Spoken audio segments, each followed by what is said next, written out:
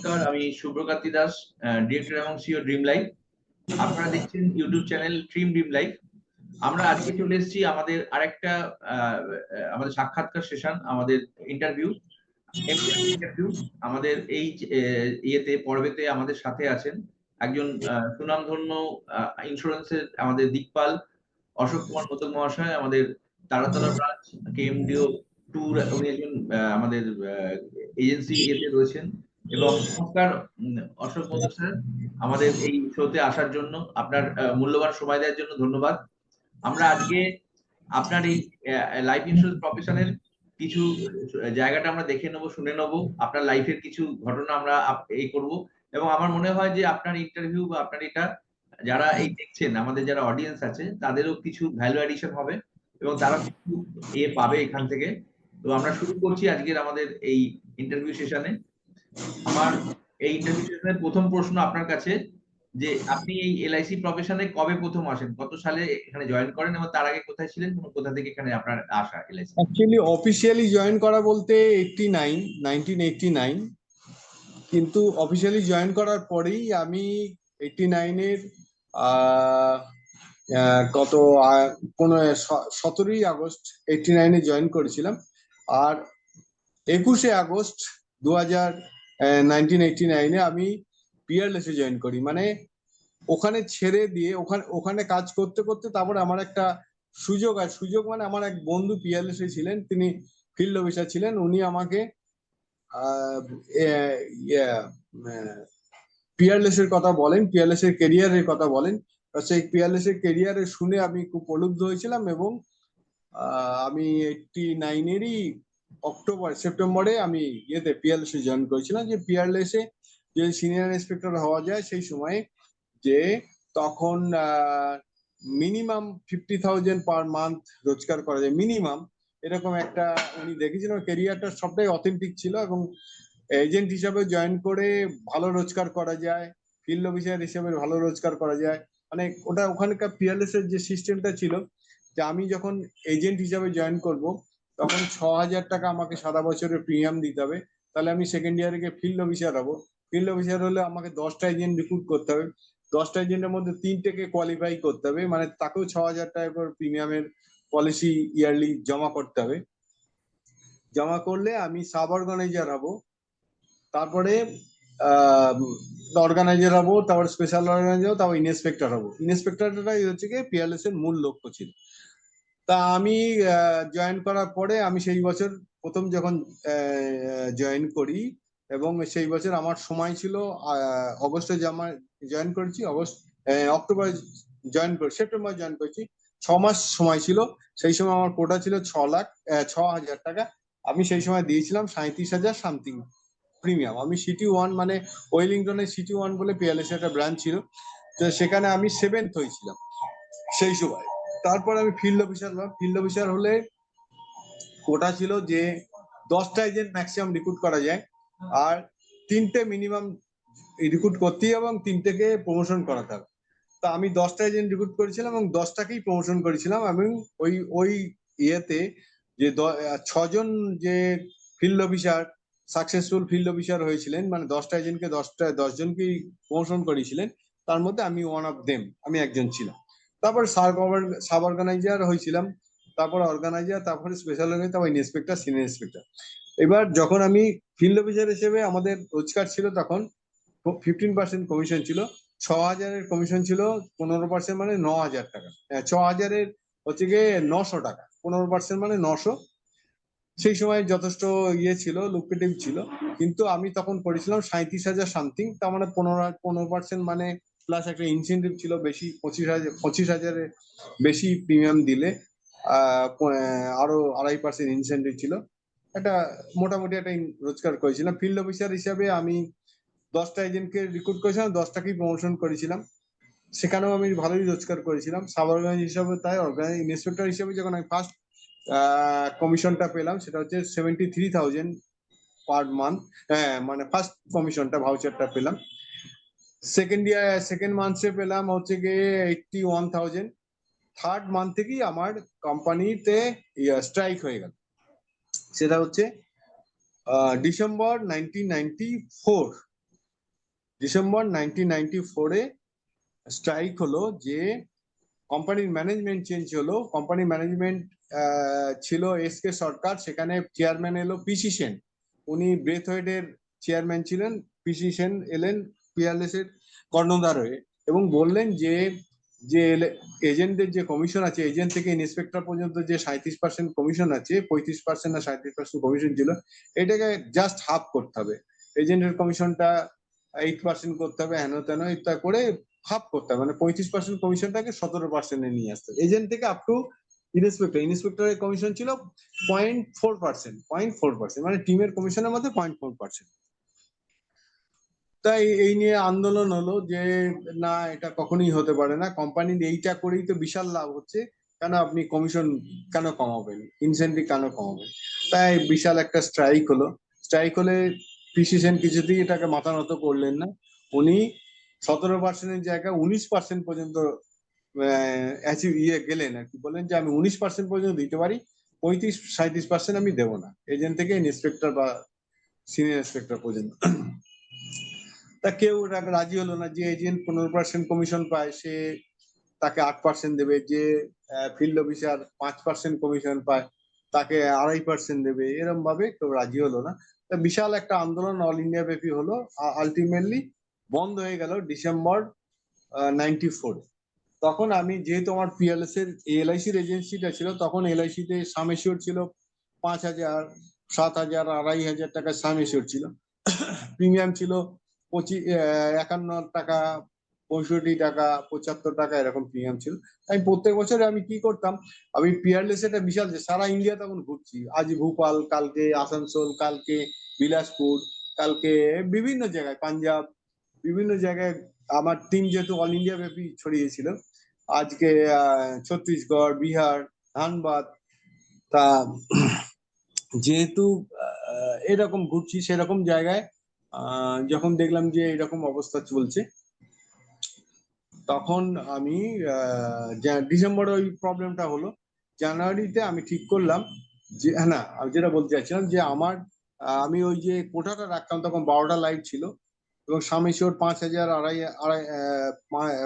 সামেশ্বর ছিল 5,000, 2,500, 3,000, 50,000, 1 লাখ, এরকম সামেশ্বর ছিল। তা আমি বৌদির নামে, দাদার নামে, ভাইয়ের নামে ইত্যাদি প্রিমিয়াম পলিসি করে আমার 12টা লাইট কমপ্লিট করে এজেন্সিটা রেখে তলায় তলায়, এটা কেউ জানতো না।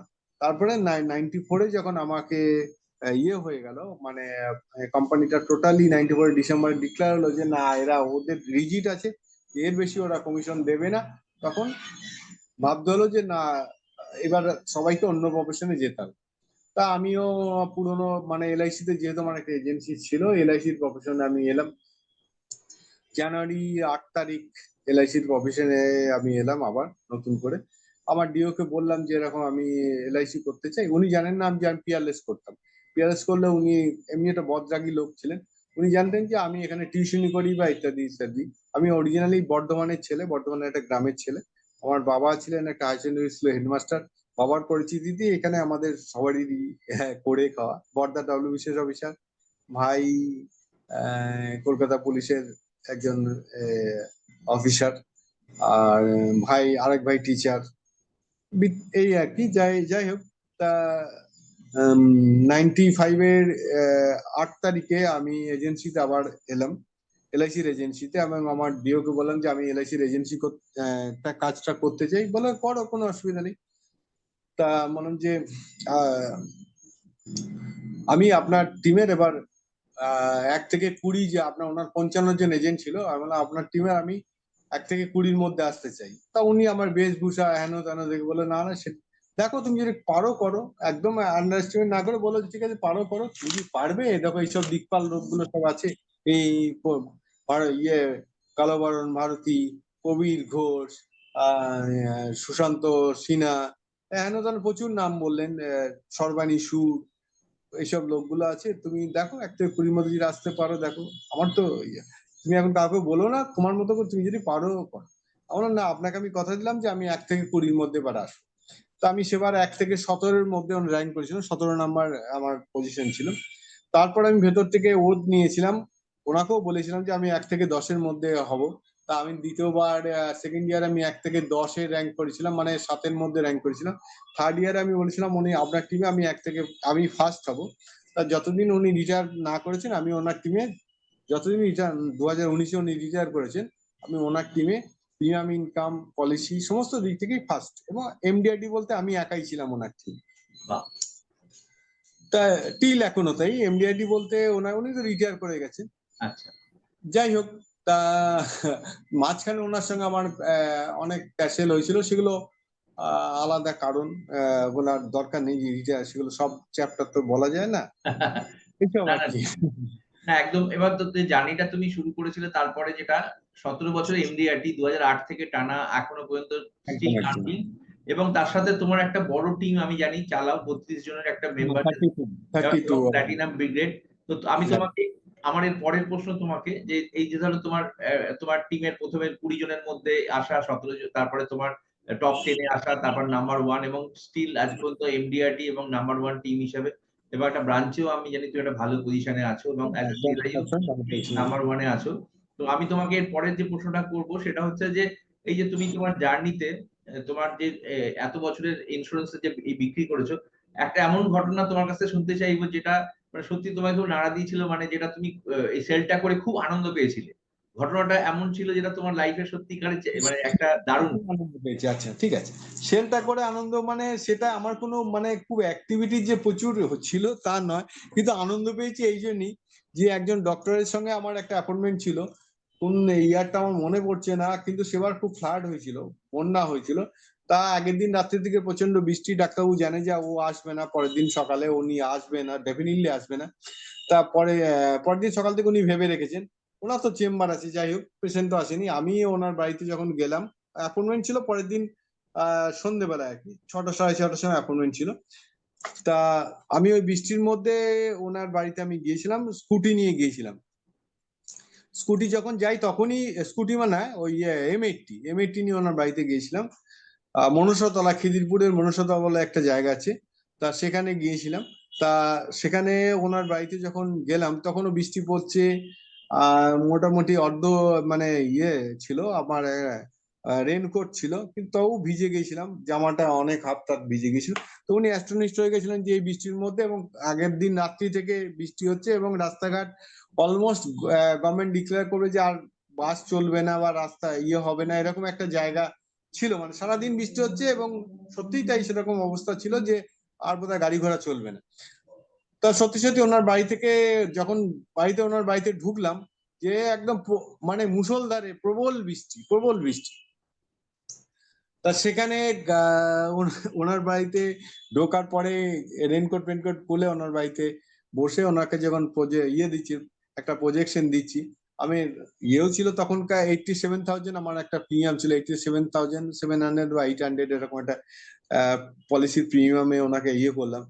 তা উনি আমাকে কোনো কিছু বললেন না, না মানে বললো যে ঠিক আছে তুমি এসছো এটাই ব্যাপার, তুমি আসবে না ভেবেছি, আমি কোনো ফিচার দেখছি না, কোনো পলিসি দেখছি না, তুমি এসছো এইটাই আমার কাছে একটা বিশাল, যে তুমি এই এই দুর্যোগে মানুষ বেরোয় না, তুমি এখানে এসছো। আমি তোমাকে বললাম না স্যার, আপনাকে দেখতেই হবে। আমি একটা সাধারণ এন্ডোমেন্ট পলিসি দিয়েছিলাম, 14 নম্বর টেবিল, তখন 14 নম্বর টেবিল ছিল, 21 বছরের টার্ম। তা ওনাকে পলিসিটা দিলাম, খুশি হলেন, বললেন না ঠিক আছে। তখন 21 বছরের টার্মে প্রায় 2.5 গুণের কাছাকাছি, মানে 1 লাখ টাকার পলিসিতে 2,25,000 এরকম রিটার্ন পাওয়া যেত, 2,21,000 22,000 রিটার্ন। তা উনি সেটা দেখে আমাকে চেকও দিয়ে দিলেন। যখন আমি বাড়িতে, এবং খুশি হয়ে আমাকে আর ছাড়বে না ভদ্রলোক, বললো যে না তোমাকে বাড়ি যেতে হবে না, তুমি এখানে থেকে যাও, কোনো অসুবিধা নেই, তুমি আমার বাড়িতে থেকে যাও, কোনো অসুবিধা নেই। আমার না স্যার, আমি থাকতে তো পারবোই না, আমাকে বাড়িতে, কালকে আমার আরো অ্যাপয়েন্টমেন্ট আছে সকালে। বলে তুমি অ্যাপয়েন্টমেন্ট করবে কি করে, এরকম বৃষ্টি যে, আমার স্যার যেতেই আমাকে হবে। আর বাড়িতেও তো বলা নেই, আর তখন ফোনেরও অত আমার মোবাইলেও ছিল না। তা তখন উনি বললেন তাহলে তুমি এক কাজ করো, তোমার এম80টা এখানে রেখে যাও, স্কুটিটা। হ্যাঁ সেটা রেখে যেতে হবে। তা সেই রেখে আমি এই 87,700 কত টাকার চেক নিয়ে প্লাস্টিকে ভরে, পিছিয়ে তখন এই ছিল মানে পিঠের ব্যাগ, মানে ওই যেগুলো স্কুলের ব্যাগ ওগুলোকে কি বলে, ওই ব্যাগ নিয়ে, ছাত্ররা যে স্কুলের ব্যাগ পিছুতে নেয়, ওই ব্যাগ নিয়ে আমার তখন ওইটাই ব্যাগটা ছিল স্কুটির ইয়েতে। তো ব্যাগ নিয়ে আমি খুব ভিজতে ভিজতে আহ, মানে হাঁটতে হাঁটতে, পুরো হাঁটতে হাঁটতে, ভেজা না, তখন বৃষ্টিটা অনেক কমে গিয়েছিল, কিন্তু গুড়ি গুড়ি বৃষ্টি পড়ছিল, পুরো হাঁটতে হাঁটতে খিদিরপুর থেকে আমার বাড়ি বেহালা চৌরাস্তা কালীপদ মুখার্জি রোডে হাঁটতে হাঁটতে আমার বাড়িতে এসেছিলাম। এটা এবং খুব আনন্দ নিয়ে যে ওই যে হাঁটছি, ওটার মধ্যে কোনো যে কষ্ট বা কোনো দুঃখ বা কোনো কিছু নেই, মনে হচ্ছে যেন আমি কোনো এনজয় করছি। এটা আমার কাছে খুব একটা, ওই দিনটা আমার জন্য একটা ভীষণ মনে হয় যে আমি এত বন্যা, লোকে বেরোচ্ছে না আর আমি এটা এনজয় করছি, ফুটপাত দিয়ে হাঁটছি। হয়তো কোনো ফুটপাতে যদি কোনো জায়গায় হোল থাকে তাহলে আমি পড়েও যেতে পারি। তা সেটা আমার মনেই হয় না, আমি শুধু এনজয় করতে করতে চলেছি, যে অতটা রাস্তা আমি প্রায় ধরুন 1 ঘন্টা 20 মিনিট বা 25 মিনিট মতো হেঁটেছি, তারও বেশি বোধহয় হবে, হাঁটতে হাঁটতে এসেছি। তা আমার খুব এনজয় লেগেছে, খুব ভালো লেগেছে, এটা আমার কাছে একটা খুব রিমার্কেবল ঘটনা। বাহ। আর একটা মনে হয়েছে, আর একটা ঘটনা, ছোট ঘটনা, সেটা ছোট আবার বড় দুটোই ভাবা যায়। সেটা হচ্ছে যে বর্তমানে আমার অফিসের যে সুইপার আর কি, আমার অফিসের যে যিনি ইয়ে করেন আর কি, এই ঘরটার মোছেন বা করেন, এই সবগুলো ঝাড়ু টাড়ু দেন, তা সেই ভদ্রমহিলা আর একটা পলিসি ছিল কোন একটা এজেন্টের কাছে, ওটা হচ্ছে সিটি ডিএবি ব্রাঞ্চের একটা পলিসি ছিল। তো সেই এজেন্টের কাছে 1 লাখ সামথিং পলিসিটা ছিল আর কি। তা ভদ্রমহিলার হাজবেন্ড রিক্সা চালাতেন, একটা ডিএম হসপিটাল বলে আমাদের এখানে হসপিটাল আছে, সেই হসপিটালের সামনে ওনার রিক্সা স্ট্যান্ড ছিল, রিক্সা স্ট্যান্ডে প্যাসেঞ্জার নেই বলে উনি রিক্সার উপরে বসেছিলেন। সেই অবস্থায় একটা ট্রাক এসে ওনাকে মানে রিক্সাটার উপরে আঘাত দেয় এবং লোকটা স্পট ডেথ হয়ে যায়, মানে ওর উপরে রানওয়ে হয়ে যায়, মানে ট্রাকের তলায় চলে যায়। এবং সেই তারপরে ওনাকে ঠাকুরপুকুর থানায় নিয়ে যায় এবং পোস্টমর্টম হয়, ইয়ে হসপিটাল নিয়ে যায়, তারপর ঠাকুরপুকুর থানায় নিয়ে যায়, পরে পোস্টমর্টম হয়। পোস্টমর্টম হওয়ার পর ওনার ডেসে। আর যে ভদ্রমহিলা ওই যে সুইপিং এর কাজ, মানে আমার যে ইয়ের কাজ করে, খুবই নিডি এবং খুবই ইয়ে, তা এজেন্টকে বলেছে যে এই পলিসিটা আমাকে আমার তো আমার হাজবেন্ড 11,000 13,000 টাকা প্রিমিয়াম দিয়েছে, এই টাকাটা আমাকে তুলে দিতে হবে। তা বলছে না, তোমার এজেন্ট যে কাজ জানে না বলেই হোক বা যাই হোক সেটা আমি জানি না, তা ওনাকে বলেছে যে না, এই টাকা পাওয়া যাবে না, তোমার বর ড্রিঙ্কস করতো, সুতরাং এই টাকা পাবে না। তা বলেছে, তা আমার ড্রিঙ্কস করা কি সম্ভব, আমার নিজের টাকাটা আমি পাবো না? যাই হোক, তা ও তো চালিয়েছিল, ক বছরই চালিয়েছিল, 3 বছরের বেশি, অনেক ক বছরই চালিয়েছিল। তা আমার কোনো কারণে ওই এজেন্টই ও আমার অফিসে এসে দরজায় ওকে ওনাকে বলেছে, দেখুন এনার অফিসে যান, এটা তো এলআইসি অফিস, এখানে গিয়ে দেখুন, কথা বলে দেখুন, যদি আপনি পান তো পাবেন, আমার মনে হয় পাবেন না, পাওয়ার কোনো কথা নয়। তাই এসছে, এসে ভদ্রমহিলা এসে বলছে, আমি একটু নমস্কার করে জানিয়ে বলে, আমি একটু এলআইসি নিয়ে আমি একটু কথা বলবো, আমাকে শুনবেন? আমার বললাম, হ্যাঁ বলুন। বললো যে এরকম আমার হাজবেন্ডের একটা এলআইসি ছিল, তা এলআইসি, আমার হাজবেন্ড মারা গেছে, আমি কি এলআইসি টাকাটা পাবো না? 11,000 না 13,000 টাকা দিয়েছি, আমি টাকা পাবো না? আমি সরকারি জায়গায় করেছি। তাহলে আপনি বসুন। তা উনি তখন বললেন যে উনি ওই মেজে আমাদের সামনে, আমার আমার আমার টেবিলের সামনে অনেকগুলো চেয়ার ছিল, অনেক চেয়ারে বসুন, ও চেয়ারে বসবে না, ওর মেঝেতে বসবে। আমি বললাম যে না না, আপনি চেয়ারে বসুন, কিছুতেই বসবে না। তারপর জোর করেই ওনাকে বললাম যে আপনি বসুন, কোনো চেয়ারে কোন রকমে মানে কোনো একটা কোনায় চেয়ারে বসে উনি, আমরা আপনার কাগজগুলো বার করুন। কাগজগুলো বার করে দেখলাম যে ওনার অলমোস্ট মানে ডেথ হয়েছে, তার পোস্টমর্টম হয়ে গেছে, পুলিশ ফাইনাল রিপোর্ট আছে, সমস্ত গুলোই ওনার কাছে আছে, এলআইসির কাগজ আছে। তা বললাম যে আপনি, হ্যাঁ কেন টাকা পাবেন না? বললো না, আমার টাকাটা আমাকে, বা আমার এজেন্ট আমাকে বলেছে টাকা পাওয়া যাবে না, আপনি টাকাটা আমাকে বার করে দিতে পারবেন কি? বললাম হ্যাঁ, আমি টাকাটা বার করে দেখি, আপনি এখান থেকে প্রায় 2.5 লাখ 3 লাখ টাকা পাবেন। তা বলছে, আমি এত টাকা পাবো কি করে? আমাকে যে টাকাটা আমাকে দিয়েছে সে টাকাটা আমাকে ইন্টারেস্ট সমেত তো দেবেন, আপনি আমাকে কি ভুলভাল বোঝায়? আমার না, কোনো ভুলভাল বোঝায়নি, আপনি এই টাকাটাই পাবেন। তখন উনি বললেন যে ঠিক আছে, তাহলে আমাকে ব্যবস্থা করে দিন। আমি তো জানি পাবো না, তবু আমাকে যদি ব্যবস্থা করে দিতে খুব ভালো হয়। তারপরে ওনাকে 15 দিন বা 16 দিনের মধ্যে ওর টাকাটা আমি পাইয়ে দিয়েছিলাম, 2,87,000 বা এরকম কিছু অ্যামাউন্ট হবে, 287। তা ওই টাকা নিয়ে উনি মেয়ের বিয়ে দিয়েছিলেন এবং তারপরে উনি আমাকে ওত দিয়েছিলেন যে আপনার অফিসে আমি চিরকাল শুধু ফ্রিতে করবো, ওয়াশ করে দিয়ে যাব, আর ঘর মুছে দিয়ে যাব। আমরা না না না, আপনি ফ্রিতে কেন? আপনি আপনি না থাকলে আরেকজনকে রাখলে আমাকে আরেকজনকেই পয়সা দিয়ে দিত, আপনিও যে আপনার যা ন্যায্য পয়সা আপনি নেবেন। তা সেই যে আজও আমার অফিসে আছেন, বহুদিন ধরে আছেন। তা সেই যে তার মুখের হাসি এবং তার ওই টাকাটা নিয়ে মেয়ের বিয়ে দেওয়া, এটা আমার কাছে একটা মনে হয়েছিল যে একটা মানে বিশাল একটা আনন্দ আমিও পেয়েছিলাম, আমার কাছে অ্যাচিভমেন্টও মনে হয়েছিল যে না একটা ভালো কাজ বোধহয় জীবনে করলাম, এরকম মনে হয়েছিল আর কি। বাহ, খুব সুন্দর একটা ঘটনা। এবং সত্যি তো আমাদের লাইফে ধরো এই যে ঘটনাগুলো মানুষগুলোর সাথে আমাদের ইন্টারাকশন হয় বা আমাদের কাছে আসে এবং তাদের লাইফে আমাদের যে ভ্যালু এডিশন, ওটাই তো একটা হুম। ইন্সুরেন্সের বড় পাওয়া। এবং তুমি আরেকটা ঘটনা আমাকে আগে বলেছিলে, যদি ওটা একটু বলো, একটা স্বর্ণকারের গল্প, তো সেটাও যদি একটু হ্যাঁ, বলো। একটা হ্যাঁ স্বর্ণকারের গল্প, সেটা হচ্ছে এক স্বর্ণকারের, সেও আমার আমার অফিসের কাছেই স্বর্ণকার, প্রসিদ্ধ স্বর্ণকার। তা তার একটা 25 লাখ টাকার পলিসি ছিল। তো সে 25 লাখ টাকা পলিসি উনি জানেন না, উনি তো সবে সদ্য ভদ্রমহিলা, বিয়ে হয়েছে তার 7-8 বছর, হঠাৎ স্ট্রোক হয়ে তার হাজবেন্ড মারা গেছে। এবার আমি যেহেতু লোকাল এখানে অফিস, আমিও গেছি ওনার কাছে, মানে সবাই গেছে, আমিও গেছি সেরকম দেখতে যাওয়ার মতো করে, লোকটা মারা গেছে দেখার পরে। আমার যে পরিচিত, একটু করে পরিচিত নয়, নেই তখন। তা আমি ওনাকে বললাম, আমি দু একজন যারা পরিচিত আছে তাদেরকে বললাম যে ভদ্রমহিলার হাজবেন্ডের কোনো এলআইসি আছে কিনা। তা উনি বললেন যে সে তো আমরা বলতে পারবো না। তা ওর ছেলেকে, বাচ্চা তো ছেলে, ওর ভাইকে বা ওর ভাসুরকে জিজ্ঞেস করে বলতে পারি, এখন কি বলা ঠিক হবে? আমি বললাম দেখুন, বলা, যদি বলতে পারেন দেখুন বলার মতো স্কোপ থাকে কিনা।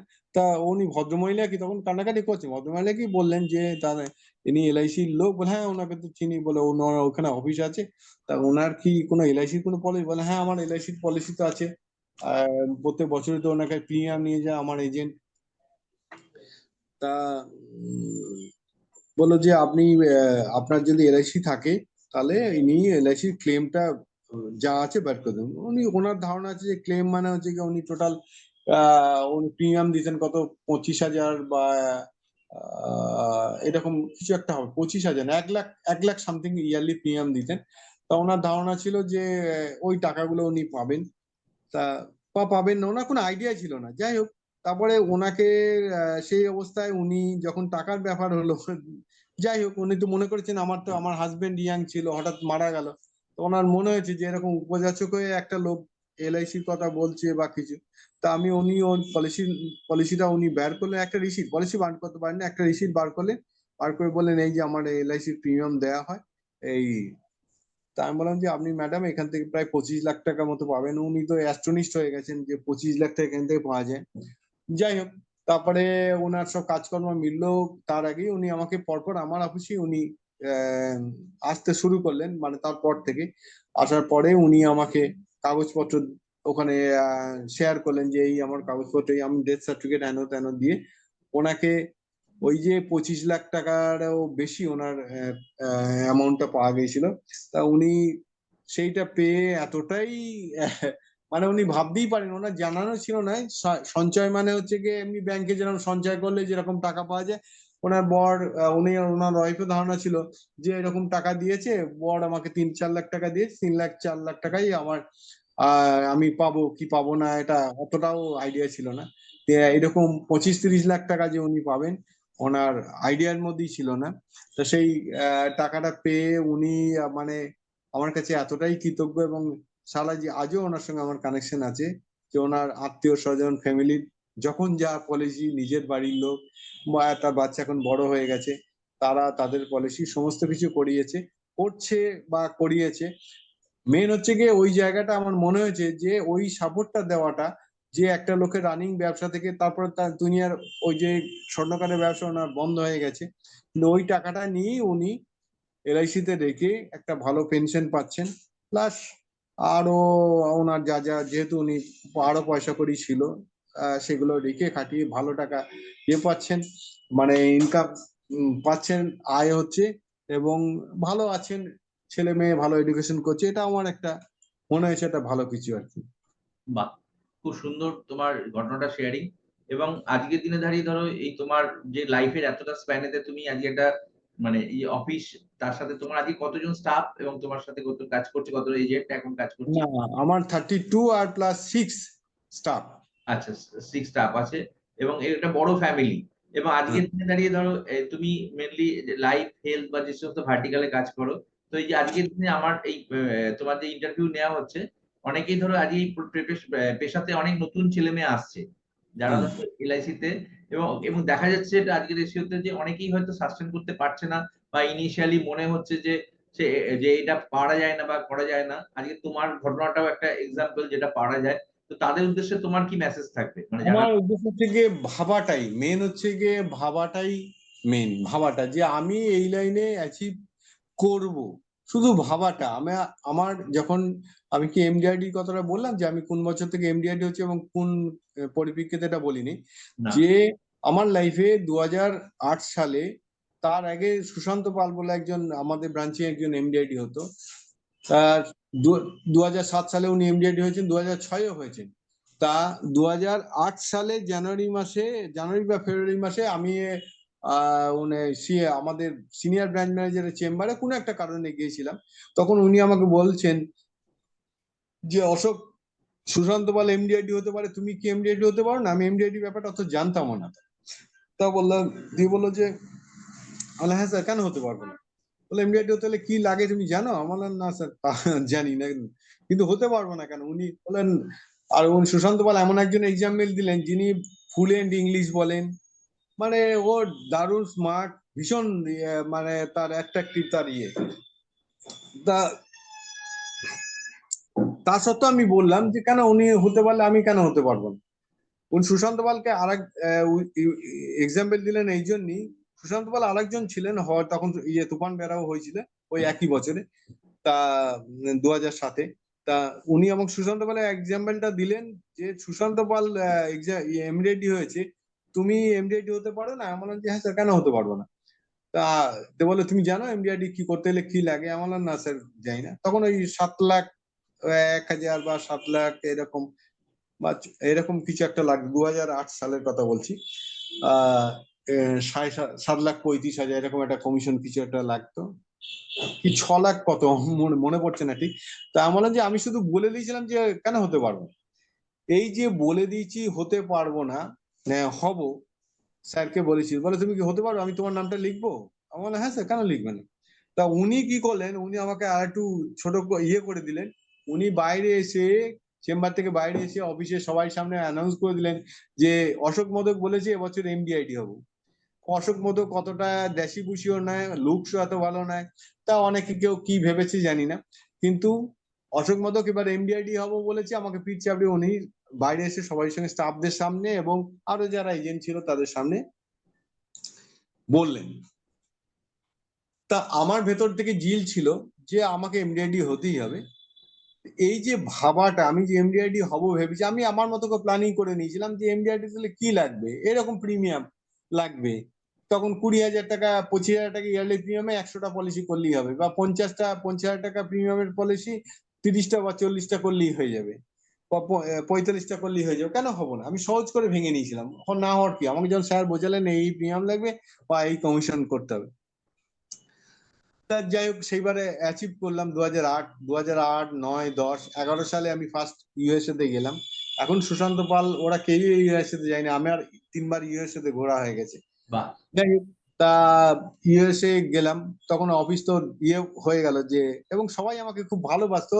যে অফিসে যারা এমডিআইডি হয়নি বা অর্ডিনারি ক্লাব মেম্বার, এজেন্ট বা কেউ ক্লাব মেম্বার নয়, তারা সবাই আমাকে দেখতাম যে আমার প্রতি যেখানে একটা ওদের ভালোবাসা, একটা ইয়ে, মানে আমার প্রতি শুভেচ্ছা, জানি না, সবাই মানে আমি যে হয়েছি মানে সবাই দারুণ আনন্দ আর কি। তো বাহ। যাই হোক, তা সেইটা হওয়ার জন্য আজও টিল ডেট আমি অফিসে যে এজেন্টদের সঙ্গে খুব একটা বেশি আমার বন্ধুত্ব নেই। এটা আমার একটা, আমি খুব বেশি মিশতে পারি না। যে বন্ধুদের, এজেন্ট বন্ধুদের সঙ্গে যে খুব একটা ভালো একটা বেশ মেলামেশা, যেমন এজেন্টদের একটা ইউনিয়ন থাকে। আমি কোন ইউনিয়ন যে আছে, দুটো ইউনিয়ন আছে, সব ইউনিয়নই জানে আমার মেম্বার, কিন্তু আমি কোনো ইউনিয়নের সঙ্গেই বা কোনো এজেন্টদের সঙ্গে, এজেন্ট ইউনিটির সঙ্গে যে আমি একটা বসে, কিন্তু সবাই আমাকে ভালোবাসে। যার সঙ্গে দেখা হোক তার সঙ্গে আমি একদম আন্তরিকভাবে, আমার মধ্যে কোনো মেকি নেই, আন্তরিকভাবে, কারণ আমি যেন এটা ওই মিশতে পারিনি, যেটা আমার একটা ফল্ট। কিন্তু সবাই জানে যে এর মধ্যে কোনো মিশতে পারিনি মানে অহমিকা নয়, এ যাই হোক এর মধ্যে কি আছে জানি না, আমাদের সঙ্গে অত টাইম দেয় না, কারণ আমি প্রফেশনালি ছিলাম যে আমি আমার কাজটা করতে হবে, এজেন্টের সঙ্গে মানে আমাকে ওই কর্নারে গিয়ে অত টাইম দিতে হবে এগুলো আমি যাতে ওইগুলোকে আমি বাঁচাতাম আর কি, না বাঁচাতাম, কিন্তু সবার সঙ্গে ভীষণ আন্তরিক ছিলাম, যার জন্য আজও টিল ডেট আমাদের আমাদের মানে সিটি 14-এর অশোক মোদকের, আমি জানি না অশোক মোদকের চেয়ে ভালো সম্মানিত এজেন্ট কেউ আছে কিনা, আমার ধারণা নেই, যে আমাকে সুইপার থেকে মানে গেটে ঢোকা থেকে আরম্ভ করে টপ সিনিয়র ডিএম থেকে আরম্ভ করে এমপ্লয়ি থেকে আরম্ভ করে এবং এজেন্ট থেকে আরম্ভ করে যারা আমাকে আমার চেয়ে বেশি সম্মান আর কোনো এজেন্টকে দেয় কিনা আমি জানি না, আমার ধারণা নেই। কিন্তু অ্যাজ এ হোল তুমিও যদি জিজ্ঞাসা করো সিটি 14-এ যে সবচেয়ে সবচেয়ে অ্যাট্রাক্টিভ, সবচেয়ে মানে লাভেবল, সবচেয়ে মানে যাকে ভালোবাসার এজেন্ট যদি বলা হয়, যাকে রেসপেক্ট করা যায়, যাকে ভালোবাসা যায়, একমাত্র নাম আমারই আসবে বলে মনে হয়, কারণ আমি যেটুকু রিড করেছি এবং আমার মনে হয়েছে, আজও তাই মনে হয়েছে যে আমাকে সেইভাবেই সবাই দেখে এবং সেইভাবেই ভালোবাসে। এবং সবারই কাছে আমার যে গেটে ঢোকার পরে যে আমার সিকিউরিটি অফিস আছে, মানে ওয়াচম্যানের অফিস থাকে আছে, তাদেরকেও যদি জিজ্ঞাসা করো অশোক মোদক মানে গুরুদেব। অশোক মোদক মানে একটা, আমি যখন গাড়ি নিয়ে ঢুকি আমার মনে হয় না কোনো অফিসার ঢুকলো এরকম ভাবে কাউকে স্যালুট করে, বা কাউকে স্যালুট মানে আমাকে যেভাবে স্যালুট করাই, মানে আমি যদি গাড়ি নিয়ে ঢুকি আমার গেট খুলে দেওয়ার জন্য, মেন গেট খোলা, আমার গেট খোলা, আমি যে নামবো আমার গেট খোলা, গেটটা তারাই খুলে দেয়। আমার ব্যাগ যদি অফিসে নিয়ে যেতে ওপর থেকে, তাদের মধ্যে কেউ নিয়ে যায়, সবাই তারা তো এলআইসির এমপ্লয়ি, এলআইসি স্টাফ, মানে ওই আউটসোর্সিং স্টাফ, কিন্তু তারাই সব করে। মানে এটা কিন্তু আমার কোনো কি বলবো, এটা আমার আমার ভালোবাসা, আমার মনে হচ্ছে আমার মা বাবার আশীর্বাদ এবং ঈশ্বরের কৃপা ছাড়া আর কিছু নয়। এবং আমার এজেন্টরাও সেটা অনুভব করে যে স্যারকে এত, আমি যে কোনো জায়গায় অ্যাক্সেসেবল, মানে ওএস, ক্লেমস, পিএস, যে কোনো জায়গায় যে কোনো মুহূর্তে আমি চলে যেতে পারি, এবং যে কোনো জায়গায় যে কোনো ইয়েতে মানে তাদেরকে আমি বলতে হয় এটা করে দাও, এটা করে দাও, এটা করে দাও, এটা করে দাও। কেউ আমাকে, যে কোনো যত বড় বড় এজেন্টই হোক, কিন্তু কেউ ইয়ে করবে না যে এটা করে দেবে, আমার এজেন্টের এটা হয়নি কেন, করে দাও। আমি যদি গিয়ে বলি যে এটা করে দাও, এটা করে দাও, সবাই হেসে, মানে আমাকে এমন, আমার বলাটা এরকম ভাবেই থাকে। কালকে একটা ঘটনা ঘটেছে, আমার এক এজেন্ট সেখানে রিসিভিং এ জমা করতে পারছে না, চারটে বেজে গেলে আর রিসিভিং এ কিছু জমা হয় না। তা একটা স্যার, আমার হৈমন্তী ঘোষ বলে একটা এজেন্ট বলে, স্যার আর আরেকজন কে ছিল, দুইজনে, তাদের কিছু জমা করার ব্যাপার ছিল, মানে রিসিভিং এ জমা করার ব্যাপার, সেটা জমা করতে পারছে না। তা আমি সেই সময় গেছি, গিয়ে বলে স্যার জমা টাইম হয়ে গেছে, 4টে বেজে গেছে, জমা হবে না, রিসিভ করছে না। এই ইয়ে, আমার চেয়ে বড় অনাথ বাবু, আমার যে অনাথ কি হয়েছে, তুমি কি কাজ করছো? কেন? বলে আমি কি কাজ করছি, কম্পিউটার নিয়ে টুকটাক করে খালি কি করছো, কি ছবি দেখছো নাকি? বলছি কেন? বললাম যে চলো, আমি ভেতর ঢুকে গেলাম, একদম ভেতরে ওদের চেম্বারে ঢুকে গেলাম। বললাম যে তুমি এই হৈমন্তীর ইয়েটা নাও নি কেন, রিসিভিং এ ইয়েটা? বলে 4টে বেজে গেছে। 4টে বেজে গেছে, তুমি কি কাজ করছিলে 4টে বেজে? ঠিক এরম ল্যাঙ্গুয়েজ।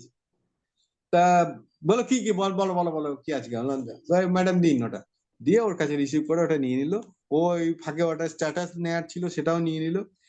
এই যে এটা কোনো কমান্ডিং নয়, এটা তার সঙ্গে আমার একটা এমন মানে হৃদ্রতা আছে, শুধু ওই নয়, অনাথ বাবু নয়, সমস্ত ডিপার্টমেন্টে যে হৃদ্রতা, আমাকে এতটাই ভালোবাসে, যে কোনো ডিপার্টমেন্ট, ক্লেমস, পিএস, ওএস, মানে এনবি, যে কোনো ডিপার্টমেন্টে আমি এতটাই, এবং আমাকে দেখে আমার যে আরো এমডিআইডি যারা আছে তারা একটু ডেকে একটু জেলাসি করে, যে অশোকদার বা অশোকের এত, মানে যেখানেই যাই সেখানেই দেখি এত সবাই, মানে ক্লেমস থেকে এনবি থেকে উঠে এসে আমাকে হাক করছে, এই অশোক তুই এত বেলা এলে কেন, বলে আমি তাকে মজা করছি, এ করছি, ইত্যাদি ইত্যাদি। এই যে র্যাপোটা তৈরি করতে হয়েছে, আমার কাছে একটা মনে হয়েছে বিশাল একটা প্রাপ্তি, যে আমার চেয়েও বড় এজেন্ট সুশান্ত পাল আজও টিল ডেট আমার চেয়েও বড়, উনি আমার চেয়ে 2 বছর আগে থেকে এমডিআইডি করছেন, ভালো রোজগার করেন, এবং গ্যালাক্সি ক্লাব মেম্বার, আমি তো সিএম ক্লাব মেম্বার এত বছরে,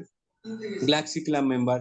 তা আমি মনে করি আমার যা ওখানে সম্মান আমি পাই সেটা খুব কম এজেন্ট পায়, এবং এটা অনেক এজেন্টই এখানে ঈর্ষান্বিত হয়, এবং তাদের সঙ্গে আমার খুব ভালো ইয়ে আছে। কিন্তু আমাকে বলে, আমি বলি যেমন একজন কি নাম আমাদের শুভেন্দু নন্দ বলে, অশোক দা তোমার এত ভালোবাসা কি করে হয়, তোমার এত, আমাকে শুভেন্দু নন্দ দুবার বলেছে, তোমার সঙ্গে এত লোকে এত কি করে তোমাকে ভালোবাসে, একটা স্টাফ উঠে ক্লেমসের স্টাফ উঠে এসে তোমাকে ইয়ে করছে, কাজ করতে করতে এসে তোমাকে হ্যান্ডশেক করছে, তোমাকে জড়িয়ে ধরছে, তুমি এনবি স্টাফে তোমার যার সঙ্গেই দেখি সবার সঙ্গে এরকম একটা রিলেশন, সবাই এসে তোমাকে, তুমি কোথায় তাদেরকে তেল বুলবে, তারাই দেখছি তোমাকে এসে ইয়ে করছে, এটা কি করে হয়?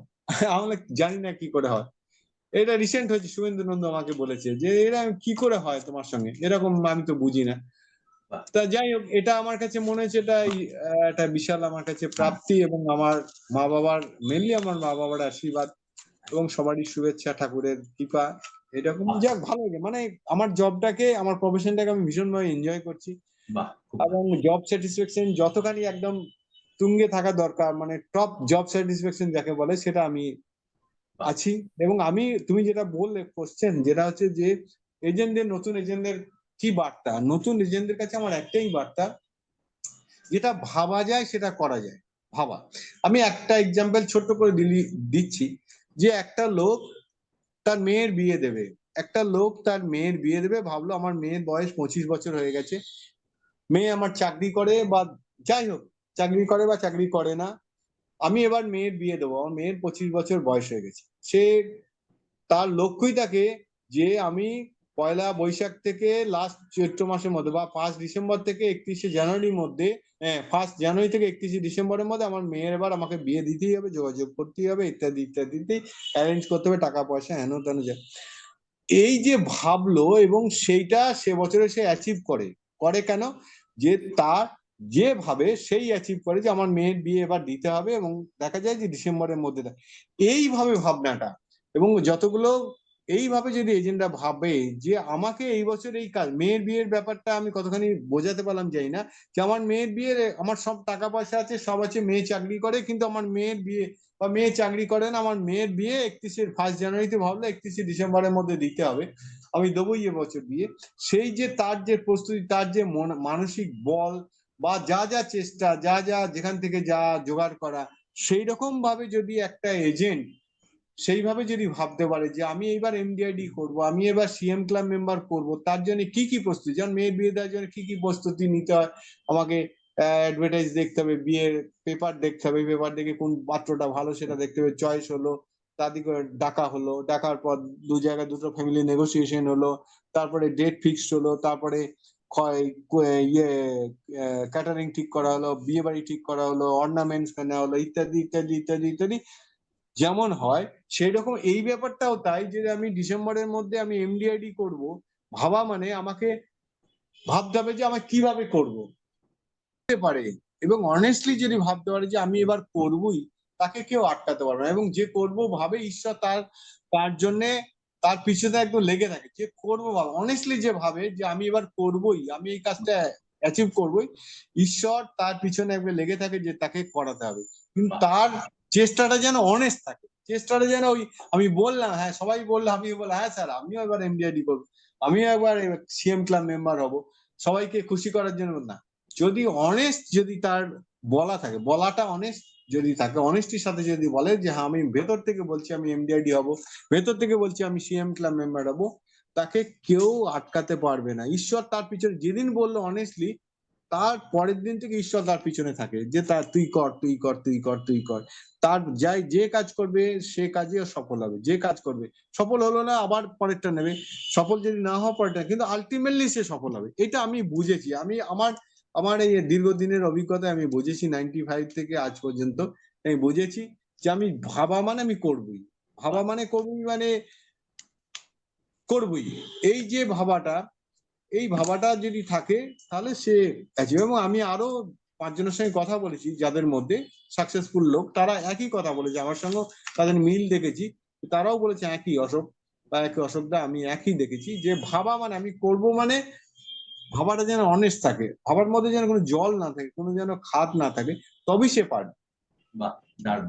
খুব ভালো বললে তুমি এবং যেটা তোমার এক্সপেরিয়েন্স থেকে বা তোমার জায়গা থেকে একদম সত্যি তাই। আমাদের ৩ টে জিনিস আছে যেকোনো একটা সাকসেস এর পেছনে মাইন্ডসেট, স্কিল সেট আর টুল সেট বলে এটাকে। মাইন্ডসেট হচ্ছে মনের ভাবা, তারপর স্কিল সেট মানে তার জন্য স্কিল তৈরি করা, টুল সেট মানে কি জিনিস লাগে তার এটা। মাইন্ডসেটটাই হচ্ছে তার 90% মাইন্ডসেটটাই মেন, কারণ হচ্ছে ওই যে আমি বললাম মেয়ের বিয়ের ব্যাপারে বললাম কেন, যে স্কিল আমি এগুলো আর ভেঙে বললাম না। মেয়ের বিয়ের ব্যাপারে করতে গেলে তাকে কি করতে হবে না করতে হবে তার তো সব বিয়ে করতে হবে, তার যা যা ইনগ্রিডিয়েন্টস লাগে, অ্যাডভার্টাইজ দেখা, তাই। চয়েস করা, একদম। অর্নামেন্টস করা, বিয়ে বাড়ি করা, হেন তেন ইত্যাদি ইত্যাদি ইত্যাদি ইত্যাদি সব লাগে। সেটা মাইন্ডসেটটা মেন। তারপরে অটোমেটিক চলে আসে যে আমার মাইন্ডসেট আমাকে এটা করতেই হবে, আমাকে আমার অ্যাচিভ করতেই হবে। তার মানে তার পরপর ইয়েগুলো আনুষঙ্গিক ভাবে অটোমেটিক তার মনে চলে আসবে। বাহ! আচ্ছা আরেকটা প্রশ্ন এর পরের প্রশ্ন তোমায় করি। সেটা হচ্ছে তুমি যে ৩ বার বিদেশে গেছিলে বা এতে কোন, কোন ইয়েতে গেছো তুমি? এই আমেরিকার কোন, কোন সিটিতে গেছো? আমি ইয়েতে আটলান্টায়, আমি ইউএসএ তে গেছি প্রথমবারের অভিজ্ঞতা বলি। হ্যাঁ, 2011 সালে সেবার যখন আটলান্টা যাই, আটলান্টা সেবার আমার ইয়ে ছিল ওই এমডিআরডি কনফারেন্সটা ছিল। তা 18 ঘন্টা জার্নি। প্রথম হচ্ছে গিয়ে আমি তো ফ্লাইটে একবার তার আগে চড়েছি, মানে তাও কোথায় গেছি, এই ইয়েতে ত্রিপুরা। ত্রিপুরা গেছি। কত বোধ হয় 700 টাকা না কত, 800 টাকা ফ্লাইটের ভাড়া ছিল ত্রিপুরা, শুধু ফ্লাইটে চাপার জন্যই একবার ত্রিপুরা গিয়েছিলাম। তারপরের ইয়েটা হচ্ছে গিয়ে ওই ইউএসএ যাওয়া। তা ইউএসএ যাওয়ার জন্য আমি সেই লাগেজ বা যা যা জিনিস, ওষুধ, তারপরে তোমার ওই দাঁত খোটার জিনিস, তারপরে হেন তেন লোহার ভেতরে, এগুলো যারা আইডিয়াই ছিল না এয়ারপোর্টের, এটা তো ডোমেস্টিক ইয়েতে গেছিল। তারপরে দেখলাম যে আমার অর্ধেক জিনিস সব ওখান থেকে এয়ারপোর্ট থেকে সব বার করে দিল, মানে মানে অনেক জিনিস ওখান থেকে ফেলে দিল আর কি, ওষুধ, লিকুইড ওষুধ হেন তেন ফেলে দিল। তা যা আমার মনটা খুব খারাপ হলো। আর তার আগে যখন 2011 সালে আমি ইয়েতে গেলাম, ইউএসএ তে গেলাম জুন মাসের বোধহয় 17 তারিখে, আর আমি 28-এ 26-এ বা 27-এ মার্চ ওই বছরই, 25 না 26 বা 27-এ মার্চ উডল্যান্ডে ভর্তি হয়েছিলাম। আমার একটা ব্রঙ্কিএক্টিসিস মানে হচ্ছে চেস্টের একটা প্রবলেম হয়েছিল, মুখ দিয়ে ব্লিডিং হয়েছিল। ব্লিডিং হওয়ার জন্য আমাকে উডল্যান্ডে ভর্তি হতে হয়েছিল, 7 দিন উডল্যান্ডে ছিলাম। তারপরে ভালো হয়েছিল, এলো আমাকে কিছু রেস্ট্রিকশন দিয়েছিল। তা সেগুলো হওয়ার পর আর জীবনে তারপর আর ব্লিডিং হয়নি। ডাক্তার সুব্রত মৈত্রের আন্ডারে, সেই সুব্রত মৈত্রের গল্প আবার, সুব্রত মৈত্র পরে আমার ক্লায়েন্ট হয়ে গেল বিশাল। যাই হোক, সেটা আর একটা চ্যাপ্টার। তা এইবার বাড়ি থেকে কিছুদিন যেতে দেবে না, যে আমি মার্চ মাসে এপ্রিল মাসে 4-5 তারিখে ইয়ে থেকে হসপিটাল থেকে এসেছি, জুন মাসে আমি যাব। তার আগে প্রস্তুতি, তার আগে আমাকে ইয়ে করতে হবে, কি বলে, পাসপোর্ট করতে হবে, ভিসা করতে হবে। বাড়ির লোক কিছুতেই যেতে দেবে না, মা বাবা, বাবার কোনো ছিল, মা, তারপরে ইয়ে ভাই, ইয়ে স্ত্রী, হ্যাঁ সবাই আর যেতে দেবে না। খালি বাবা মানে ইয়েতে ছিল। বাবা একটা হাই সেকেন্ডারি স্কুলে হেডমাস্টার, বাবার ইতিহাস বললে আবার মানে প্রচুর সময় লেগে যাবে। এরকম একটা স্বনামধন্য টিচার, বর্ধমান এর একটা হাই সেকেন্ডারি স্কুলে হেডমাস্টার ছিলেন, এবং আমাদের দেশের বাড়ি বর্ধমানের একটা গ্রামে। তা সেখানে যা আমরা করছি আর কি, সবই বাবার আশীর্বাদ, এবং বাবার এখনো যেগুলো করে খাচ্ছি, যে বাবার আশীর্বাদে, এবং বাবার প্রচুর কৃতি ছাত্র কলকাতা বা সারা ভারতবর্ষে এবং ইন্ডিয়ার বাইরেও আছে, যাদের নিয়ে আমার শুরুটাও তাদের দিয়েই হয়েছিল, এলআইসির এজেন্সি। তো যাই হোক, তা বাবাই খালি একমাত্র বলেছিল না না যাবে, কোনো অসুবিধা নেই, গেলে তো কি আছে অসুবিধা। তো যাই হোক, তা গেলাম, তার অভিজ্ঞতা বলছি। সেখানে প্রথমে কলকাতা থেকে দিল্লি, দিল্লিতে ডাইরেক্ট ফ্লাইটে গেলাম, দিল্লি থেকে বা ডাইরেক্ট ফ্লাইট আর কি। তা সেখানে বললো 18 ঘন্টা ডাইরেক্ট। তা আমি ভাবলাম যে বাবা, এ তো সাংঘাতিক ব্যাপার, 18 ঘন্টা ফ্লাইটে থাকতে হবে। তো ফ্লাইটে ওটা যা হবে হবে। আর দ্বিতীয়ত যে প্রচুর মেডিসিন নিয়েছি, মেডিসিন গুলো ফেলে দিয়েছে, এটা আর একটা ভীতি। তা তারপরে একদম ডাইরেক্ট শিকাগোয় গিয়ে ফ্লাইট ল্যান্ড করলো। শিকাগোয় গিয়ে চাদর ফাদর সব নিয়ে গেছি, যেরকম হয় আর কি, চাদর ফাদর নিয়ে গিয়ে শিকাগো থেকে আমি ভাবলাম যে একবার বাইরে, এয়ারপোর্টের বাইরেটা একটু দেখি বাইরে গিয়ে। যেই জাস্ট এয়ারপোর্টে একটু বাইরে দেখতে গেছি, একদম হাওয়ায় শীতে একদম কাঁপিয়ে দিয়েছে, সঙ্গে সঙ্গে ভেতরে চলে এসেছি। তা তারপরে ওখান থেকে ডোমেস্টিক ফ্লাইটে করে আমি ইয়েতে আটলান্টায় গেলাম। আটলান্টায় গিয়ে আমাদের হোটেল ফোটেল সব ছিল, সেখানে খুব দারুণ এনজয় করলাম, থাকলাম। এবং ওখানে সবচেয়ে ছিল যে আমাদের আমরা বিভিন্ন ভাষা, অস্ট্রেলিয়া থেকে এসেছি, বিভিন্ন দেশ থেকে তো সব আসে এমডিআরডি রা। হ্যাঁ তা তা সেখানে আমাকে মানে ইন্ডিয়ার লোকেদের জন্য আলাদা করে একটা ওয়াকি টকি মানে দেওয়া হয়েছিল, হ্যাঁ যন্ত্র দেওয়া হয়েছিল হ্যাঁ শোনার জন্য, যে হ্যাঁ। আমি আমার ভাষাতে শুনতে পাবো আর কি। আমি হিন্দি ভাষায়, রাষ্ট্র ভাষায় শুনতে পাবো। তা আচ্ছা সেই সবারই দিয়েছিল, যারা ইন্ডিয়ান লোক ছিল। তা সেই 3-4 দিনের যে প্রোগ্রাম, আজকে এই অডিটোরিয়ামে, কালকে ওই অডিটোরিয়ামে, এবং সবচেয়ে হচ্ছে কি কেউ কারোর ভাষা বুঝতে পারছে না। অস্ট্রেলিয়ার লোক এসছে, মহিলারা বিশেষ করে, মহিলা বেশিরভাগই, ইন্ডিয়ার বাইরে বেশিরভাগই ইন্স্যুরেন্স এজেন্ট হচ্ছে মহিলারা হয়। তা সবাই ম্যাক্সিমাম মহিলা, এবং তাদের সব প্রাইভেট ইন্স্যুরেন্স। সবারই সঙ্গে সবারই কথা হচ্ছে, এমন ভাবেই কথা হচ্ছে, তারাও ইংলিশ জানে না, অনেকেই ইংলিশ জানে না, আবার হিন্দি তো জানেই না, আমাদের রাষ্ট্রভাষা। আমরা এমন ভাবেই মনে হচ্ছে যে আমরা বন্ধু হয়ে গেছি। মানে পাশে ফটো তুলছি, তো প্রচুর ফটো, সেসব রিমার্ক দেখাবো তোমার ফার্স্ট টাইমের যে ব্যাপারটা। তা সেখানে তাদের সঙ্গে ছবি তুলছি, এ করছি, মানে ওরা বলছে আমাদের অ্যাড্রেস দিন, আপনার অ্যাড্রেস দিন, আমরা ইন্ডিয়া যাব, মানে ওই এরকম ভাবেই সব কনভারসেশন হচ্ছে। আমার এই অ্যাড্রেসটা আমি দিয়ে দিয়েছিলাম, কলকাতার অ্যাড্রেস। তারা আমাকে করেছিল, মানে চিঠি পাঠিয়েছিল, তারপরে মেল করেছিল। তারপর আস্তে আস্তে আস্তে আস্তে তার সঙ্গে অনেকের সঙ্গে যোগাযোগ আছে, আবার অনেকের সঙ্গে বিলীন হয়ে গেছে যোগাযোগ। মানে প্রথমবারের এক্সপিরিয়েন্সটা এতটাই ভালো লেগেছিল যে মানে তুলনা নেই আর কি, মানে বাহ, দুর্দান্ত।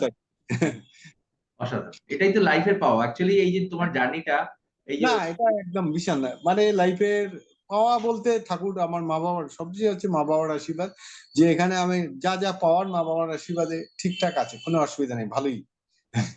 এবং তোমাকে আমার লাস্ট প্রশ্ন আজকের ফোরামেতে, যারা ধরো তোমার যারা অ্যাডভাইজার নতুন জয়েন করছে, তারা তো ধরো আজ কাস্টমারের কাছে মিট করতে যাচ্ছে, তো তাদের হ্যাঁ, পলিসি সেলিং এর ব্যাপারে তুমি তাদেরকে কি টিপস দাও যে কিভাবে সে কাস্টমারকে অ্যাপ্রোচ করবে? হ্যাঁ, আমি টিপস দিই, আমি আমার অ্যাডভাইজারদের টিপস দিই, এবং তাতেই সবাই আমার অনেকেই ভালো ভালো কাজ করে। অ্যাডভাইজারদের টিপস দিই, কোনো সময় পলিসি করার কথা না বলে সার্ভিসিং এর কথা বলা। সার্ভিসিং এর কথা বলা, যদি কোনো এলআইসির, ধরুন আমি আজকেই সন্ধ্যাবেলা বলছিলাম একজনকে, চন্দনা ম্যাডামকে, আর হৈমন্তী ছিল একজন, আর ছিল মনোজ ছিল, যে আমি যে কোনো লোককে, ওরা আবার নতুন এজেন্ট একজন ছিল অশোক রায় বলে, সে আবার এমবিএ করা ভদ্রলোক। সে তো প্রথমে আছেন কিনা আমি জানি না, আমি তো ঘরটা বন্ধ করাতে। তা উনি ওনার জায়গা থেকে উনি বেশি জানেন, এরকম একটা ওনার আইডিয়া ছিল আর কি, যে আমার এমবিএ করা লোক বেশি জানি। এবং যার জন্য ওনার এই ইগোটা কাজ করছিল। 1 বছর ওনার এজেন্সি হয়নি, উনি ওনার ফর্মুলায় চলছিলেন। তারপরে আমি ওনাকে বললাম, আমি সবাইকে একই কথাই বলি, যে আপনারা মেনলি সার্ভিসিং ওরিয়েন্টেড কাজ করুন। সার্ভিসিং ওরিয়েন্টেড মিনস যে কোনো লোককে করার আগে, পলিসি করতে বলার আগে, তাকে তার কোনো পলিসি আছে কিনা, এলআইসির কোনো পলিসি আছে কিনা জানা, এবং এলআইসির পলিসিতে যে সার্ভিসিং লাগে কিনা, কোনো দরকার আছে কিনা। তো সার্ভিসিং বলতে গেলে বেশিরভাগই পার্টি বলে, না না আমার কোনো সার্ভিসিং দরকার নেই। সার্ভিসিং জিনিসটা কি সেটা বোঝানো, যে সার্ভিসিং জিনিসটা এই হচ্ছে, ম্যাডাম আপনি যেখানেই পলিসি করছেন, আপনার এলআইসির এজেন্ট মানেই খুব ভালো এজেন্ট, ভালো লোক, এটা আপনি একদম নিশ্চিত যে আপনার যে এজেন্ট খুবই ভালো, যেই হোক। তা আপনাকে কয়েকটা জিনিস দেখে নিতে হবে, কারণ আমার জীবনের বহু এক্সপিরিয়েন্স আমি দেখেছি, এজেন্টকে বলতে বলি, যে এক্সপিরিয়েন্স দেখেছি, যে কোনো লোক ঠিকঠাক মতো তার পলিসি বন্ডে ডাটা ক্যাপচারিং না হওয়ার জন্য, প্রিন্টিং না হওয়ার জন্য, তার ক্লেম পেতে প্রচুর লেট হয়েছে, ডিলেড হয়েছে, যেটা ইমিডিয়েট 15 দিনের পাওয়ার কথা, সেটা 2 বছর 3 বছর লেগে গেছে। কারণ হচ্ছে তার নমিনির নাম, অ্যাড্রেস, তারপরে নামের স্পেলিং, ডেট অফ বার্থ, এগুলো ভুলভাল থাকার জন্য। তা বললো, তখন তারা অ্যাস্ট্রনিস্ট হয়ে যায়, বলছে আবার কি ভুল ভালে কিসের ব্যাপার আছে। তা বলো, আপনি দেখুন, আপনি আমাকে একটা সুযোগ দেন, আমি আপনাকে পলিসি গুলো দেখে আমি বলে আসবো যে আপনার সব ঠিকঠাক, আপনি আপনার এজেন্টের কাছেই পলিসি করবেন, কিন্তু আপনি খালি দেখবেন যে আমি খালি আপনাকে অফিস থেকে আমাকে এইটুকু দিয়েছে, যে যেহেতু ক্লেম গুলো আমাদের প্রচুর আটকায় এই কারণে, তা আপনার পলিসি গুলো আপনাকে সার্চ করে আমি বলে আসবো, যে আপনার পলিসি গুলো সব ঠিকঠাক আছে কিনা, যদি কিছু সার্ভিসিং এর দরকার হয় আপনি তার কাছেও করে নিতে পারেন, আমার কাছেও করে নিতে পারেন। তা এরকম 10টা দেখা গেছে যে 10টা লোককে ভিজিট করলে যে অন্তত 2-3টে লোককে পাওয়া যায় যার অ্যাড্রেসে, ডেট অফ বার্থ, নমিনির নাম অথবা নিজের নামে সিলি মিস্টেক হয়েছে, এবং যার জন্য পলিসিটা ইনকমপ্লিট মানে হচ্ছে প্রবলেম আছে। তাই সেইগুলো ওখানে বোঝানোর পর প্যান কার্ড বা পলিসি ব্যাংকের যে অ্যাকাউন্ট নাম্বার আছে, ব্যাংকের যে পাসবই আছে, তার সঙ্গে ম্যাচ করতে গিয়ে দেখা যাচ্ছে তার এই জায়গায় ভুল আছে। তখন তাকে বলে না, এটা তো আমি কোনোদিন দেখিনি, আমাকে তো এজেন্ট পলিসি বন্ড দিয়ে গেছে, আমি রেখে দিয়েছি, এর আমার নমিনির নাম ভুল আছে বা আমার নাম ভুল আছে, আমার ডেট অফ বার্থটা এরকম 15/9/1985 ছিল, এটাকে 13/9 হয়ে গেছে, আমি তো ওগুলো দেখিনি, কোনোদিনই দেখিনি। তা বললো এগুলো আপনি কারেকশন করে নেবেন, কারেকশন করে নিলে আপনার সব ঠিকঠাক, নাহলে আপনি বেঁচে থাকবেন সবই ঠিক আছে, কিন্তু সামাও কিছু যদি ঘটে যায় আপনার নমিনি টাকা পেতে একটু অসুবিধা হবে। তো আমরা আপনি করে দিন, অথবা দেখা যায় যে সে তার রেসপেক্টিভ এজেন্টকে বলে, অথবা বেশিরভাগই বলে যে আপনি যদি করে দেন তাহলে আপনাকে যা পয়সা লাগবে দেবো, আমার এজেন্ট কেন বলেনি হেন তেন ইত্যাদি। তা তখন সে দেখা যে তার মধ্যে ঢুকে গেল এবং তার সার্ভিসিং গুলো দিল, এবং তার কাছে এরকম আমার যে রেজাল্ট গুলো দেখেছি, আমার টিমের ম্যাক্সিমাম এজেন্টরাই এইভাবে পলিসি তোলে এবং এইভাবে সে পলিসি পায়। সার্ভিসিং আমি মনে করি এটা ইয়েটা শুধু রিলেশন বিল্ড আপ এবং সার্ভিসিং হলেই তার সঙ্গে রিলেশন বিল্ড আপ হয়ে যায়। ওই রিলেশন বিল্ড আপ হলে তার পলিসির জন্য কোনো অসুবিধা নেই, তখন আর দেখে না যে সে কত টাকা দিচ্ছে কত টাকা পাবে, এই ব্যাপারটা তখন আর ম্যাটার করে না। যার জন্য আমি মেনলি সার্ভিসিং ওরিয়েন্টেড আমার এজেন্টদের সবাইকেই বলি সার্ভিসিং ওরিয়েন্টেড বিজনেস করতে, এবং সবাই সাকসেস, ম্যাক্সিমামই সাকসেস হয়েছে, যারা আমার থিওরিটা শুনেছে ম্যাক্সিমামই সাকসেস হয়েছে। এবং আমার টিমের আর একটা এই ওথ নেওয়ার দিন আসছে, 16 তারিখ বোধহয় আমরা এটা করব, যে আমার টিমে এবার এজেন্টদের যে একটা ওথ নেওয়া, যে সারা বছরে কে কি কাজ করবে, আমি কাউকে চাপিয়ে দিই না, আমি খালি বলি যে এই কাজ করলে এই কাজ করলে এই হলো, এই হতে পারে, এই হতে পারে, তোমরা কোনটা বেছে নেবে নাও ইত্যাদি ইত্যাদি। তার মধ্যে এরকম একটা গোল সেটিং একটা হবে। মনে করছি যে গত বছরের চেয়ে মানে এই বছর যেটা কাটলো তার চেয়ে নেক্সট ইয়ার আরো ভালো বিজনেস, সবাই দেখলাম একদম ভীষণ মানে টকবক করে ফুটছে, ভালো বিজনেস হবে বলেই আমার মনে হয়। তা আমার বার্তা হচ্ছে গিয়ে মেনলি সার্ভিস ওরিয়েন্টেড যদি হয় তাহলে যে কোনো লোকের কাছে, শুধু গরিব মানুষ মিডিওক্রাট না, একদম টপ লোক মানে HNI লোকের কাছেও যাওয়া যেতে পারে, শুধু সার্ভিস ওরিয়েন্টেড ইস্যু নিয়ে যাওয়া, যে স্যার আপনার পলিসি আছে, আপনার তো ডেফিনেটলি পলিসি আছে, আমি চাইও না যে আপনার কিন্তু আমাকে অফিস থেকে এই কিছু ডেটা দিয়েছে, বলেছে যে যেসব প্রচুর লোক ক্লেমের সময় অসুবিধা হয়, আপনার আপনি সারাদিনে আমাকে এই মাসের মধ্যে 30টা লোককে দেখান যে আপনি এই লোকগুলোকে ভিজিট করেছেন, HNI হোক আর ইয়ে হোক, আর নর্মাল হোক আর মিডিওক্রাট হোক, তাদের কাছে ভিজিট করে আপনি আমাকে রেজাল্ট গুলো দিন। তা HNI পার্টি সবসময় দেয় না, এন্ট্রি দেয় না, তখন তাকে বলা হয় দেখুন আমার এই কার্ড, আমাকে আপনি যদি আমাকে সুযোগ দেন তাহলে আমি আপনার পলিসি গুলো সার্চ করে আমি বলে দেবো যে আপনার সব ঠিকঠাক আছে কিনা। ডেফিনেটলি আপনার এজেন্ট, যে আপনার মতো লোকের কাছে এজেন্ট, সে তো খুব এফিসিয়েন্ট এজেন্টই আছে, তবুও আমাকে যেহেতু অফিস থেকে টার্গেটটা বলেছে, কাজটা দিয়েছে, তা আমাকে যদি সুযোগ দেন তাহলে আমি আপনার পলিসিগুলো একটু সার্চ করে বলে দিতে পারি যে সব ঠিকঠাক আছে কিনা, বা কোনো জায়গায় যদি একটু প্রবলেম হয় সেগুলো ঠিক। তো সেক্ষেত্রেও বলে দেখেছি যে আমার নিজের লাইফে তো পেয়েছি, প্লাস আমার এজেন্টদের জন্য যেটা দেখেছি যে তারাও সাকসেস হয়েছে, অ্যাচিভ করেছে। রিসেন্ট একটা ডক্টর হৈমন্তী ঘোষ, একটা ডক্টরের পলিসি এরকম করেছে, তার বাড়িতে গিয়েছিল এবং এরকম কোল্ড কলিং করেছিল, করার পরে সে তার বাড়িতে গিয়ে যখন ওকে এন্ট্রি দিয়েছে তখন যে ফল্টটা দেখিয়ে দিয়েছে, সামান্য একটু ফল্ট তাও দেখিয়ে দিয়েছে, সেই ফল্টটা দেখানোর পরে সে কারেকশন করে দিয়েছে, হৈমন্তী কারেকশন করে দিয়েছে, এবং তার কাছে সে পলিসি করেছে, তার মেয়ে আমেরিকায় থাকে, তার এখনো পলিসি হয়নি, আসবে, সে পলিসি হবে, তার নাতনির পলিসি হয়েছে, এরকম ভাবে পলিসি তার হয়েছে। এবং আমি মনে করি এই সার্ভিস ওরিয়েন্টেড যদি আমরা কাজটা করি তাহলে ডেফিনেটলি আমরা ভালো কাজ করব। এবং আমার প্রোডাক্ট সম্বন্ধে প্রচুর নলেজ থাকতে হবে, মানুষের সঙ্গে বিহেভিয়ারটা ভালো রাখতে হবে, অনেস্ট থাকতে হবে, মেন হচ্ছে বিহেভিয়ার। অনেকে অনেক কথা বলেই দিল যে তোমার তোমার LIC ভালো বলছো, LIC কিছুই ভালো নেই, LIC চেয়ে অনেক ভালো আছে, বাজাজ এলাইন, এই টাটা AIG, তোমার SBI লাইফ, তখন তাকে কোনোভাবে রিয়াক্ট করলে হবে না, বা বলে হ্যাঁ একটু ভালো, আমার চেয়ে ভালো হতেই পারে, আপনি আসুন, আপনার যে পলিসিগুলো আছে সেগুলো নিয়ে আমাদের সঙ্গে হতেই পারে, আমাদের চেয়ে তো অনেক। কোনো সময় রিয়াক্ট করা যাবে না, পোলাইট থাকতে হবে, গুড বিহেভিয়ার থাকতে হবে, পলিসি হোক না হোক। তবে মানুষ, আমি আমার লাইফ দিয়ে যেটা বুঝেছি এবং আমার এজেন্টদেরও তাই বোঝে, এবং তারা তাই একই কাজ করে, এবং সবাই আজকে আমার টিমে ম্যাক্সিমাম ভালো কাজ করে। এখনো কেউ একজনই ক্লাব মেম্বার, কেউ ক্লাব মেম্বার এখনো হয়নি। এবার আশা করছি যে নেক্সট ইয়ারে 3জন একসাথে ক্লাব মেম্বার হবে ডিএম ক্লাব। খুব ভালো লাগলো ইন্টারভিউটা, এবং খুব মজাদার তোমার কাছ থেকে গল্প শুনলাম, এবং যেটা থেকে পেলাম, মেসেজও পেলাম কিভাবে নতুনরা কাজ করবে এবং কিভাবে অ্যাপ্রোচ করলে পলিসি পাওয়ার জায়গা আছে, এবং যেটা আমরা এখানে তোমার যে মূল্যবান সময় দেওয়ার জন্য থ্যাংক ইউ। এবং আজকে অশোক মোদক আমাদের দাঁড়াতলা ব্রাঞ্চের 17 বছর এমডিআরটি, এবং উনিও আমাদের ড্রিম লাইফ অ্যাডভাইসে যুক্ত, আমাদের হেলথ মডিউলতে উনি আমাদের সাথে কাজ করছেন। তো রিগার্ডিং আমাদের অর্গানাইজেশন সম্বন্ধে তোমার একটা, আমার লাস্ট প্রশ্ন হচ্ছে যে আজকে অশোক বন্ধুদা আমাদের ড্রিম লাইফ অ্যাডভাইসের সাথে যুক্ত, আমরা খুব গর্বিত ওনার মতো একজন মেম্বারকে পেয়ে।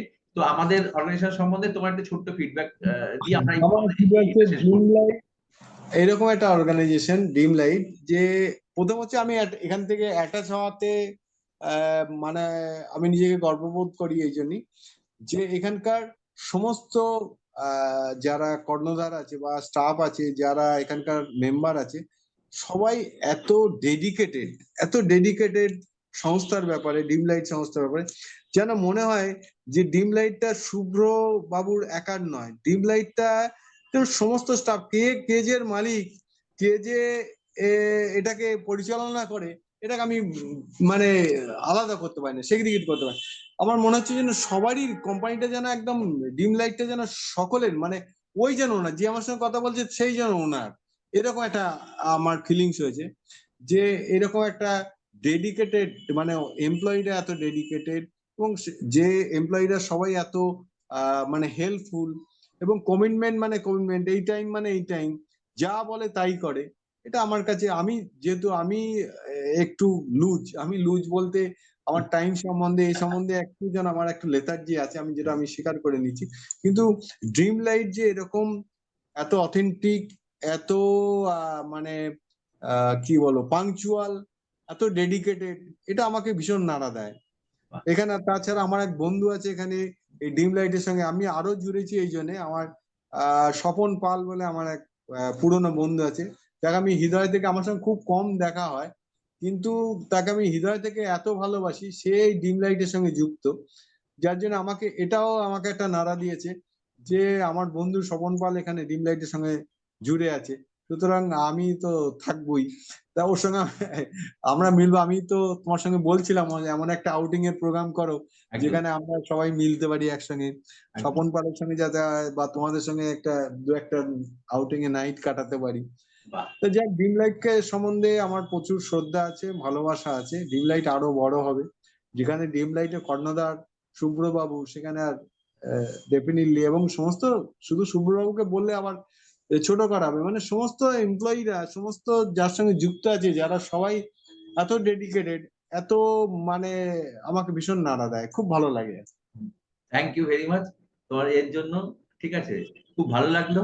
আমরা এখানে থ্যাংক ইউ। ইন্টারভিউটা কমপ্লিট করছি। আমরা, আপনারা যারা দেখছেন তারা অবশ্যই চ্যানেলটাকে লাইক করুন, শেয়ার করুন, সাবস্ক্রাইব করুন। আমরা আরো এরকম ধরনের ইন্টারভিউ দেখে নেবো আগামীকালে।